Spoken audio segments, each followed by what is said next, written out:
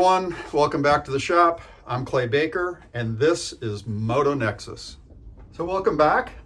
I'm working on part 2 here of the project to synchronize the carbs on our 1972 Honda 750 K2 model. In the last video, part 1, I did the adjustment on the cam chain tensioner, and today we're going to adjust the valve gaps. We'll get all the caps off and follow Honda's service manual procedures to get all the intake and exhaust valves adjusted correctly. There is no margin of error in this particular model of bike. It has a very specific setting for the intake and also for the exhaust with no range in between. So let's dive right in and see if we can all get through this adjustment together. And then in the next video, we're going to take a look at the timing and make sure that that's just dead on.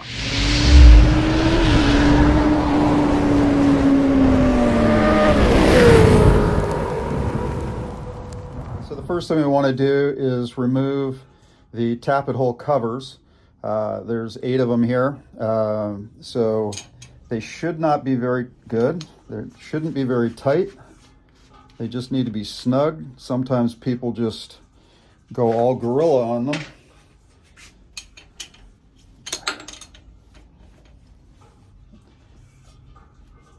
Now the service manual says you should check your valve gaps about every 3,000 miles.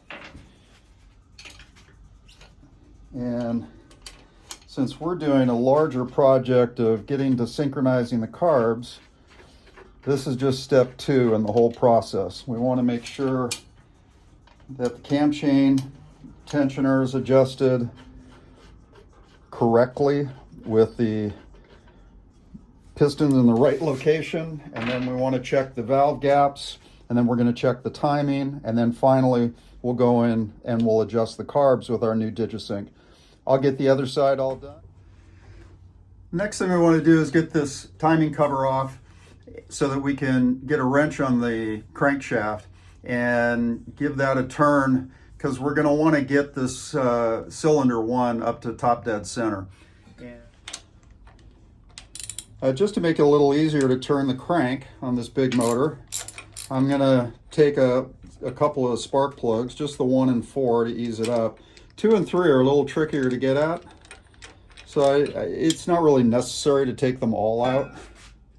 All right, so I'm over on the right side of the bike, and I've got the camera set up so that you can watch the top of the tappet here. And it should go all the way down, come back up, and we're gonna stop at the T mark for top dead center on the 1.4 cylinder. This is cylinder number 1, left side of the bike, far side. And it'll come all the way up to the top and then stop, and that's where we wanna be. So you should see the valve going down.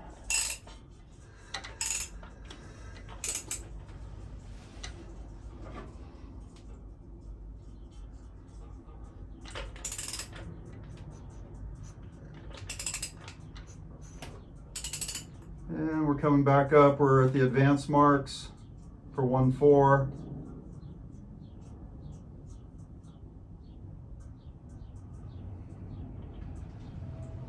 And that should be top dead center.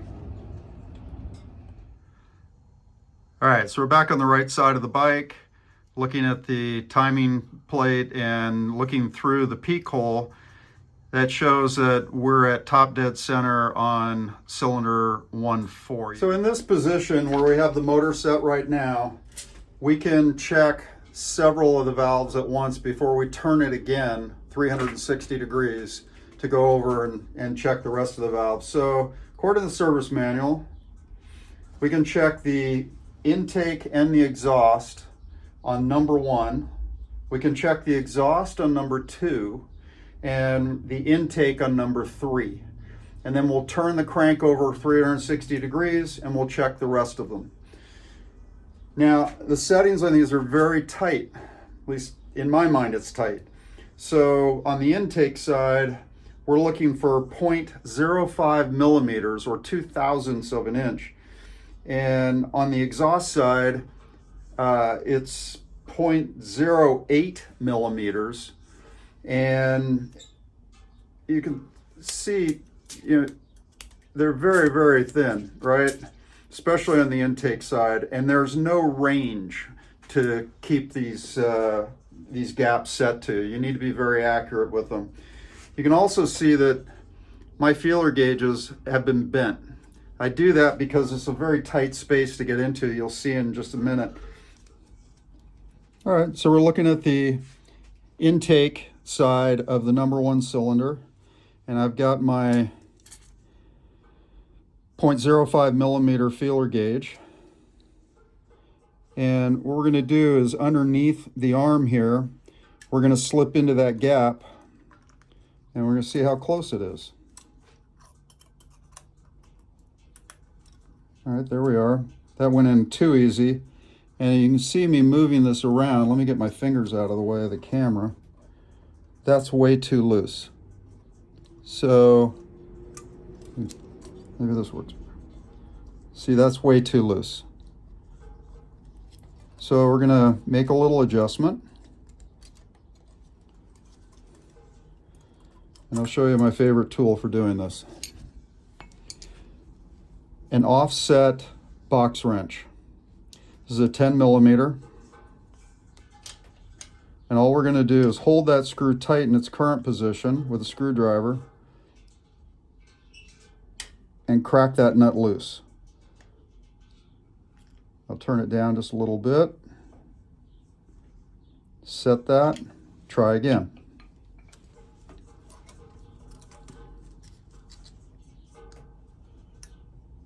Oh, now I'm way too tight. Okay. You can see that it's just minute changes.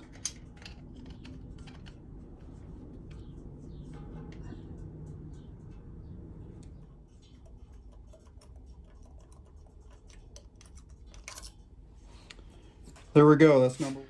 All right, so we're on the exhaust side of the number one cylinder, and we're gonna set this one to 0.08 millimeters, the same procedure. Don't have to change anything with the motor.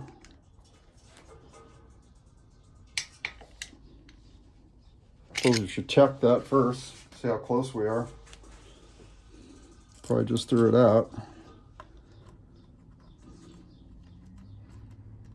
Yeah, it's too loose.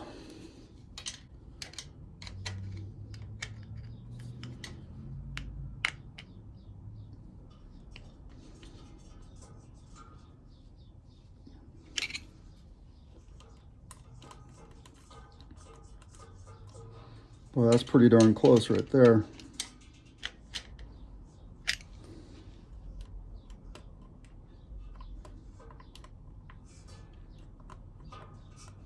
That feels pretty good.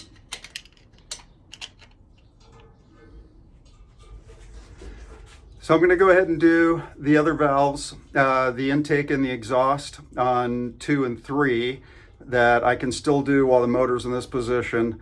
And then when I'm done with that, we'll come back and I'll turn the motor over and show you how we get it around to the next position so that we can work on cylinder 4 and the other 2 intake and exhaust on 2 and 3 that we haven't touched yet. So hang in there, I'll be right back. All right, so we're back on the right side of the bike, looking at the timing plate and looking through the peak hole. That shows that we're at top dead center on cylinder 1-4. You can just see the 1 on the right over there. So I'm going to put my socket up here on the crank, end of the crankshaft. And we're going to turn this around 360 degrees until we come back to 1-4. Remember, I took the 2 of the spark plugs out to make this a little easier to do. And you don't have to go real fast. There's 2-3. So we'll just keep going.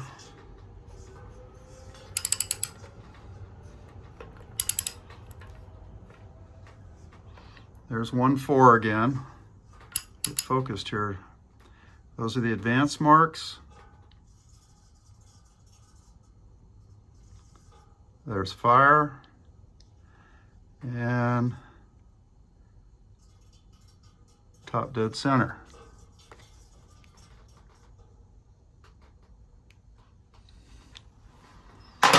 And if we check up here, yep, that's loose. And so's that. So we know we're in the right position, so we can adjust these valves on the right-hand side of the bike. It's cylinder 4.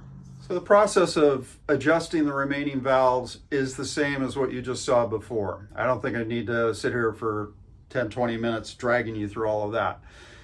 I'll get these valves gapped, put the plugs back in, and then we'll put the caps back on, and this part of the job will be done. And we'll give it a start and just see how it's running, but it should be running a little smoother than it was because the valve gaps were definitely too wide, but that's normal after you've ridden the bike for a while. So we'll get that done. Then the next step is going to be to go on and look at the timing. I've got the specs out of the service manual for the amount of pressure that should exist inside of the carburetors, and it's just going to be really interesting to see how close it is and if we can get it running even more perfectly than it already has been. So I'm excited to do that. Look down in the description for links to the Motonexus website. We've got some auctions going on there with some terrific bikes, and the reserves are very reasonable, so please register. It's free. You can buy, sell, or just stay up to date on our latest bikes. And if you've got comments that you'd like to have me read on the air here on our YouTube channel, please send them in. You can email or just communicate directly through YouTube, through whatever channel. Just if you have comments and you'd like me to say something publicly, let me know. Maybe we'll do a mail call Monday or something. And the next step is just going to be to button this up and get on with checking the timing with the timing light. Thank you so much for tuning in and watching this video. I hope you learned something, and if you leave some comments down below, maybe I'll learn something too. Please click the like button, subscribe to the channel, and if you would go over to Motonexus and check out our auctions, we'd love to have you as a subscriber over there too. Thank you very much. We'll see you in the next video when we synchronize the carbs on this CB750 Four.